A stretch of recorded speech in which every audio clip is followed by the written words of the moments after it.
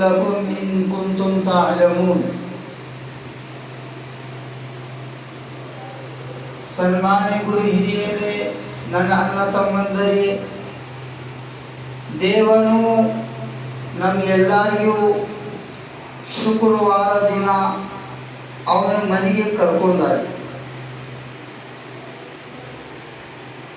ಈ ಶುಕ್ರವಾರ ದಿನ ಏನೈತಲ್ರಿ, ನಮ್ಮ ಇಸ್ಲಾಮ ಧರ್ಮದಲ್ಲಿ ಬಹಳ ಶ್ರೇಷ್ಠವಾದ ದಿನ ಇದೆ. ಏನ್ರಿ? ಬಹಳ ಶ್ರೇಷ್ಠವಾದ ದಿನ. ಯಾವ ದಿನ ರೀ? ಶುಕ್ರವಾರ ದಿನ.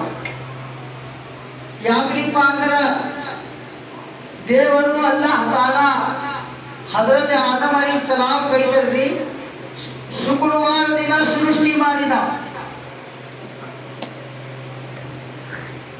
ಶುಕ್ರವಾರ ದಿನ ಹಜರತ್ ಆದಮ್ ಅಲೈಹಿಸ್ಸಲಾಂ ಏನ್ ಮಾಡಿದ? ಅಲ್ಲಾಹ್ ತಾಲಾ ಜಗತ್ತಿನಲ್ಲಿ ಕಳಿಸಿದ. ಕಯಾಮತ್ ಪರಡೆ ತೂಸಿಯಲ್ಲಿ ಬರ್ತದಲ್ರಿ, ಅದು ಶುಕ್ರವಾರ ದಿನ ಬರುತ್ತದೆ. ಇದೇನ್ರಿ? ಬಹಳ ಶ್ರೇಷ್ಠವಾದ ದಿನ ಆಯ್ತು ಶುಕ್ರವಾರ ದಿನ.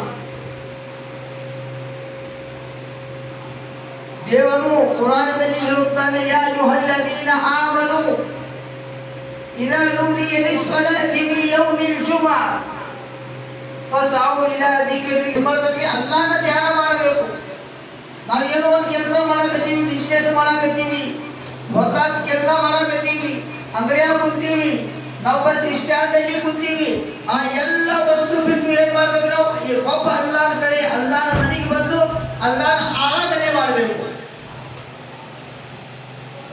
ಶುಕ್ರವಾರ ದಿನ ಅಂದ್ರೆ ಬಹಳ ಶ್ರೇಷ್ಠವಾದ ದಿನ ಇದೆ ನಮ್ಮ ಇಸ್ಲಾಮ ಧರ್ಮದಲ್ಲಿ. ಇವು ಏನ್ರಿ ಅಂದ್ರೆ ಮುಂದೆ ಏನು ಕುರಾನ್